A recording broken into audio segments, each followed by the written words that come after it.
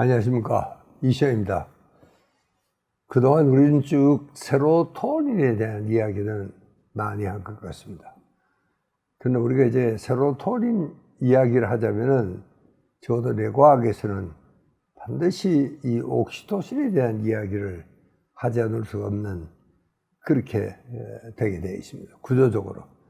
왜냐하면 세로토닌과 옥시토신이 대단히 비슷하면서도 또 한두 가지 결정적인 또 차이가 있기 때문에 이게 자칫하면 여러분들에게 혼란을 야기할 수 있기 때문에 이번 시간쯤 이 두 개를 확실히 구별해 놓는 게 여러분이 혼란하지 않도록 그렇게 되는 게 좋을 것 같습니다.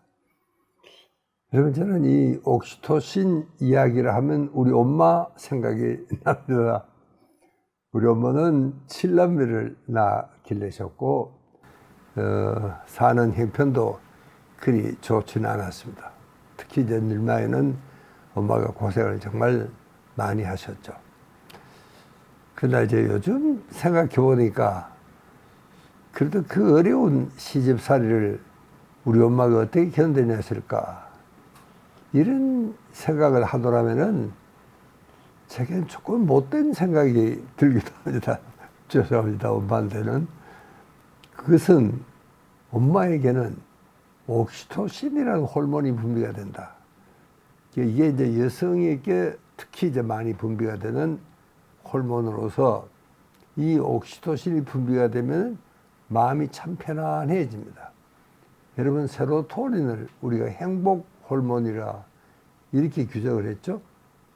거기에 비하면은 이 옥시토신은 사랑의 호르몬이다, 이렇게 이야기할 수도 있습니다.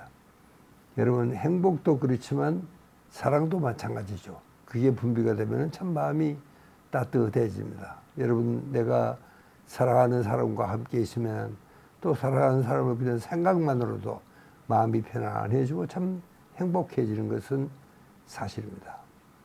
여러분, 그러니까 우리 엄마는 그 어려운 시집살이를 살면서도 여성 고유의 옥시토신이 많이 분비가 된 게 아닌가.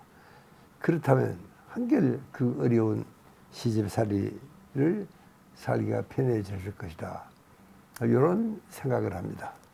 좀 못된 생각이죠. 돌아가신 엄마한테 좀 미안하기도 하지만 그러나 정확하게 우리가 뇌과학적으로 해석을 하면은 그런 해석도 가능해진다, 이런 이야기입니다.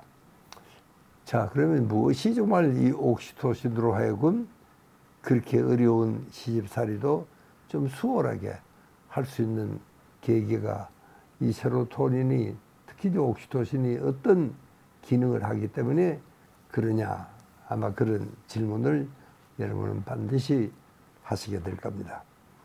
그래서 옥시토신의 중요한 기능을 제가 몇 가지만 말씀을 먼저 드려야 될 것 같습니다. 첫째는요, 이 옥시토신은 사람에게 대한 사랑과 친근감, 신뢰감을 만든다. 그러니까 이게 옥시토신이 없는 사람은 사람을 좀 멀리 한다거나, 사람을 괜히 의심을 한다거나, 또 괜히 사람을 미워한다거나, 질투, 시기, 이런 부정적인 감정이 잘 생깁니다. 그러나 옥시토신이 정말 넘치는 사람에게는 정말 사람에 대한 사랑도 쉽게 생기고, 친근감이라든가 또 신뢰감을 쉽게 우리가 형성을 하기 때문에 이 옥시토신은 이 사회 윤활유다, 사회생활하는데 하나의 기름칠하듯이 그렇게 부드럽게 만드는 윤활유 역할을 하고 있다, 그러니까 이렇게 학자들은 설명을 하고 있습니다. 둘째는요, 이 옥시토신은 스트레스를 줄이고 행복감을 얻는다, 만든다, 이렇게 이야기를 했습니다. 여러분, 지난번 우리 세로토닌 이야기할 때 세로토닌은 스트레스를 받으면 세로토닌은 줄어든다. 그게 스트레스와 세로토닌은 상극입니다. 스트레스가 많으면 많을수록, 강하면 강해질수록 세로토닌은 줄어듭니다. 그러니까 스트레스 앞에 정말 약한 게 세로토닌입니다. 그런데 이 옥시토신은 반대입니다. 오히려 스트레스를 줄일 수 있는 강력한 힘이 있는 게 이게 옥시토신입니다. 그러니까 옥시토신은 오히려 스트레스를 줄이기도 하고 스트레스를 없애기도 하고 그렇기 때문에 스트레스에 굉장히 강력한 물질이 옥시토신이다.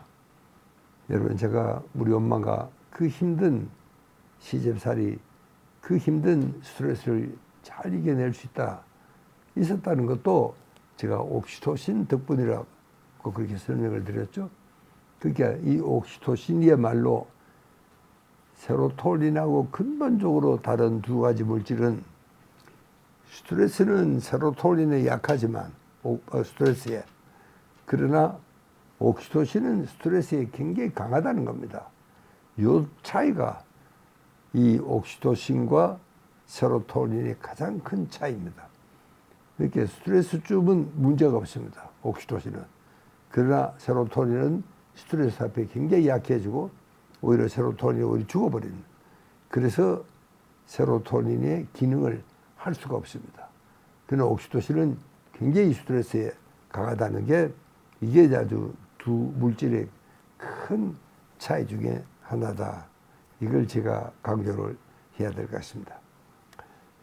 자, 그 다음에 이제 이 세 번째는요, 혈압 상승을 억제한다. 그러니까 아까 여러분 스트레스가 굉장히 강하다 그랬죠. 이제 그래서 강하기 때문에 여러분 우리가 보통 너무 약하면은 스트레스가 걸리면은 즉각 혈압이 올라가게 이렇게 되어 있습니다. 그러나 옥시토신은요, 스트레스가 걸리면은 오히려 혈압 상승이 올라가는 게 아니고 오히려 떨어진다, 억제한다. 이것도 또 세로토닌과는 전혀 다른 큰 기능상의 차이라 이렇게 설명을 드릴 수가 있습니다. 자, 그 다음에 이제 이게 마찬가지입니다. 이 심장 기능도 굉장히 좋게 합니다. 여러분, 우리가 좀 스트레스에 약한 사람들은 작은 어떤 변화에도 걱정거리가 있거나 불안거리가 있거나 혹은 또 무서운 기분이 들면은 정말 이게 심장 기능이 굉장히 약해집니다. 막 아주 심장이 아주 빨라지고, 여러분 다 경험하셨죠. 내가 이제 조금이라도 겁이 많은 사람들은 정말 그런 상황에 정말 접촉이 되면은 갑자기 아주 심장 기능이 굉장히 아주 약해지고 심장이 두근거리고 아주 견디기가 힘들어지는 거 아닙니까? 그런 생각을 하면은 역시 옥시토신은 스트레스에 굉장히 강합니다. 웬만한 일에 있어도 심장 기능에는 별반 차이가 없다. 이것도 옥시토신의 굉장히 중요한 기능 중에 하나고요. 그 다음에 이제 이 마지막으로는 장수한다 하는 말이 있습니다. 이 옥시토신이 잘 분비가 되면은, 이제 제가 몇 가지 세로토닌과의 차이를 이야기를 했는데, 그 차이로 인해서 웬만한 이 어려운 것은 생리적인 큰 변화 없이 그걸 잘 이겨낸다. 그런 이야기입니다. 그러니까 이제 장수를 할 수밖에 없게 이렇게 되겠죠. 자, 이런 것들이 이 옥시토신의 기능상 굉장히 중요한 차이점입니다. 여러분, 그러니까 제가 아까 우리 어머님 이야기를 드렸는데, 우리 엄마도 아마 그러기 때문에 그 힘든 시절살이를 그래도 무사히 잘 견뎌서 우리 엄마는 104살까지도 사셨습니다.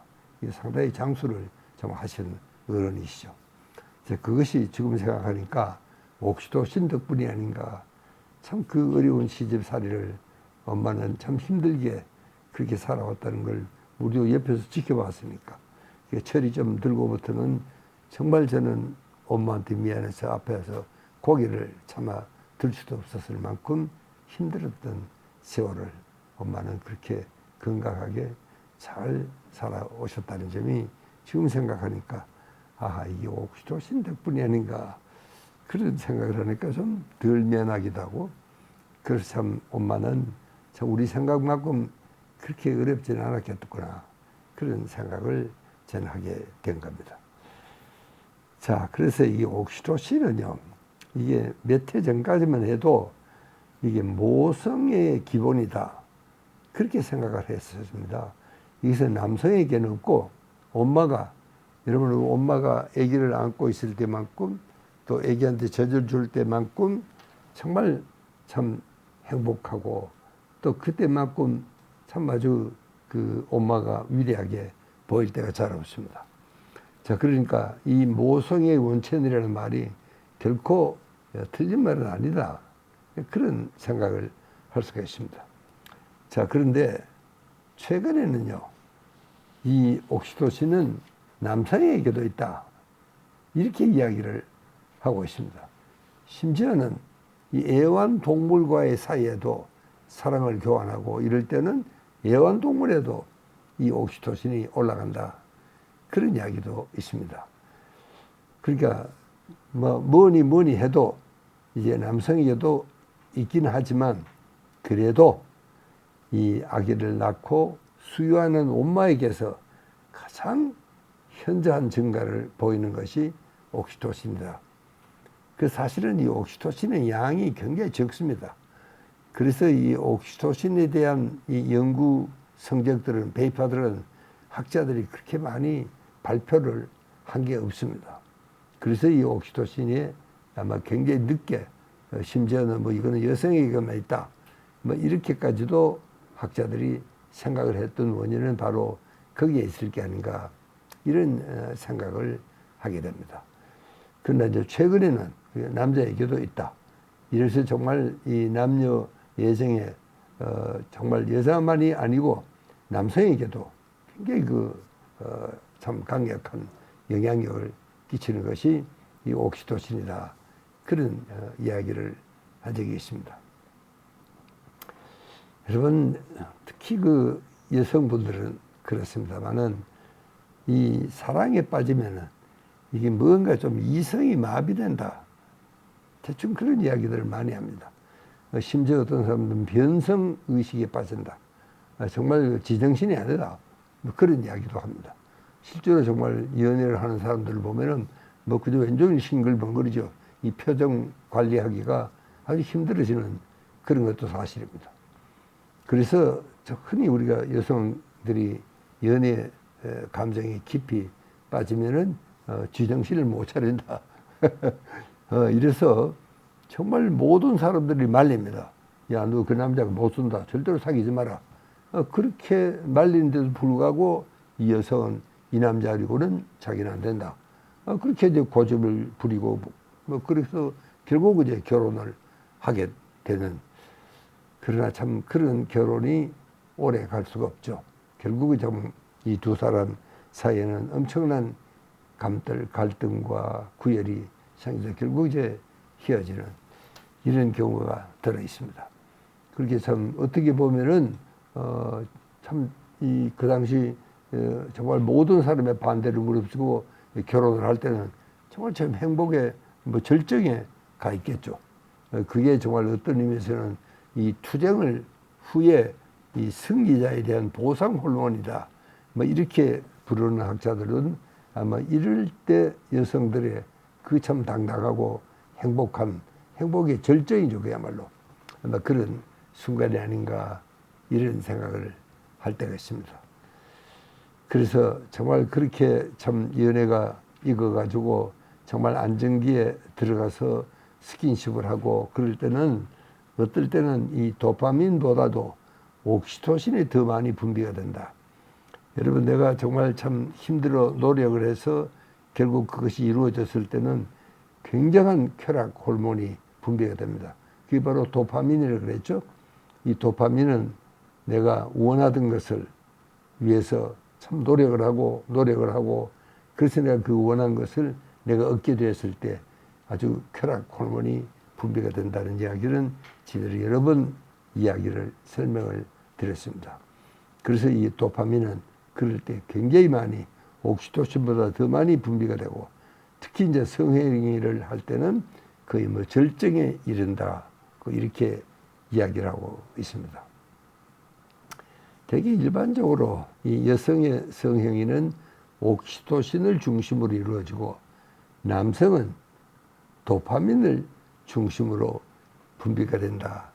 그렇게 이야기합니다. 특히 그 사춘기 이후에 남녀의 성 차이가 확실해지는데 그때는 여성에게는 굉장히 그 여성 호르몬인 에스트로겐이 또 남성에게는 남성 호르몬의 대표 테스토스테론이 많이 분비가 된다.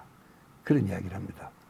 그러니까 특히 그 에스트로겐은 세로토닌 신경이 활성화되고 또 합성을 돕고 분해를 억제함으로써 세로토닌을 증가시키는 또 이런 기능을 같이 합니다. 그래서 이 사춘기가 되면 여성은 상당히 그 세로토닌적인 뇌를 갖게 됩니다. 그것은 곧 사람과 사람 사이를 잇고 관계를 깊게 친하게 아주 그렇게 참 부드럽게 만드는 그런 겁니다. 그래서 우리가 처음 이야기할 때 그 정말 윤활 역할을 한다는 것도 거기서부터 출발합니다. 그러니까 이 세로토닌은 굉장히 부드러운 인간관계를 만드는 하나의 윤활 역할을 하기 때문에 그런 해석이 가능하겠다. 그런 이야기입니다. 그래서 이 세로토닌적으로 된 여성의 뇌는 또 옥시토신을 굉장히 활성화하기 때문에 옥시토신 역시 세로토닌이 못지않게 정말 두 사람의 인간관계를 굉장히 부드럽게 이렇게 하기 때문에 특히 이제 그 참 여성의 뇌나 남성의 뇌는 그 아주 참 윤활 역할을 좀 해서 두 사람 사이를 부드럽게 만든다. 그렇게 이야기를 하고 있습니다. 자, 그런데 참 우리가 사는 세상이 이게 옥시토신적이거나 세로토닌적인 그런 것이 아닙니다. 더구나 요즘은 이제 비대면 사회가 되고 나니까 어떻게 보니까 사람과는 굉장히 거리가 멀어지고 오히려 반세로토닌적이고 반옥시토신적인 이런 사회가 형성이 되고 있는 게 참 우리로서는 불행이다. 그렇게 될 수밖에 없습니다. 자, 여러분 이제 이 시점에서 그러면은 우리가 세로토닌, 옥시토신, 테스토스테론, 에스트로겐 이야기를 했는데 자, 그렇다면 이 행복의 정체는 도대체 뭐냐?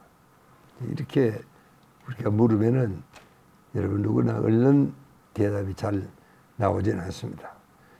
그래서 우리가 정말 지난번 시간에도 이 행복에 대한 이야기를 정말 구체적으로 많이 했습니다. 또 그리고 우리 뇌에 어떤 신경 물질이 분비되느냐에 따라서 행복의 성상이 좀 다르다 하는 그런 이야기를 했습니다. 여러분 이것은 굉장히 중요한 문제이기 때문에 제가 다시 한번 복습도 겸해서 잠시 이 말씀을 드리면서 제 이야기를 끝내겠습니다. 첫째 이제 이 도파민성 행복이 있습니다. 여러분 도파민이라는 것은 내가 무엇을 원할 때 간절히 원할 때 그 원하는 바를 위해서 성취하기 위해서 굉장한 노력을 합니다. 그래서 정말 굉장한 꿈을 꾸고 이제 이러기 때문에 그것을 우리가 얻었을 때는 굉장한 만족감과 승리감에 우리가 취하게 됩니다. 그래서 이럴 때 느껴지는 행복이라는 것은 오히려 만족감, 승리감이 더한 그런 행복을 느낄 수가 있겠다. 그런 이야기입니다. 그래서 이제 이런 행복감이 있을 때는 조금은 위험합니다. 왜? 기분이 좋으니까 좀 더 착하는 그런 욕심이 생길 수가 있겠다.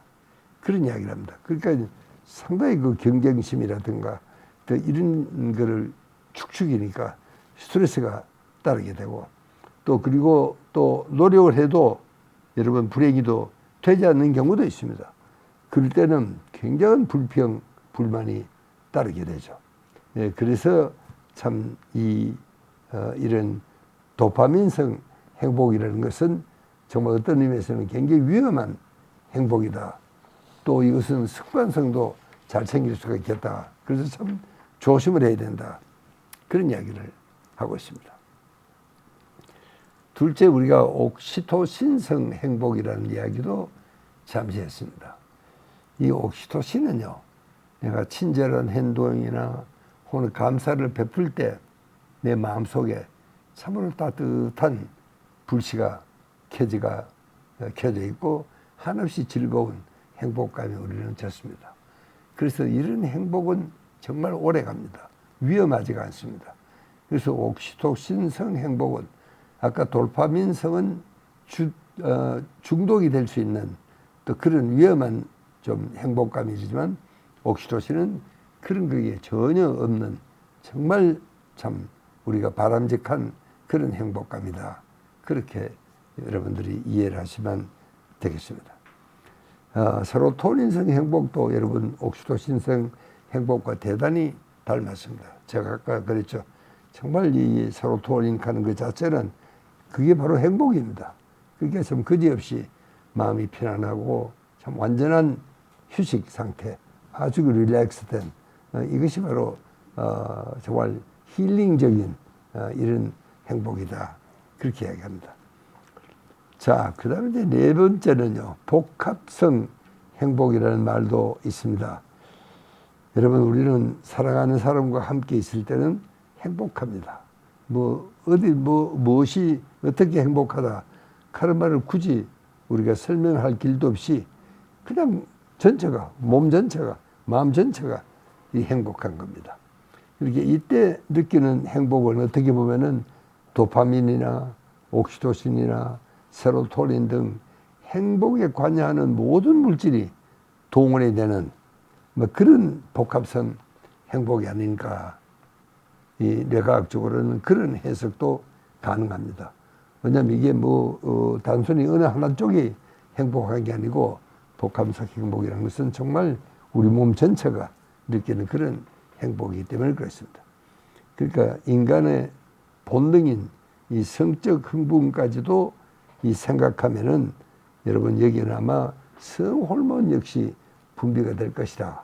이렇게 설명하는 학자들도 있습니다. 자, 오늘은 우선 여기까지가 우리가 이 행복의 속성에 대해서 네 가지가 있다는 이야기를 말씀을 드리고 오늘은 일단 제 이야기를 여기서 마치고 이제 여러분과 질의응답을 하는 시간이 되겠습니다.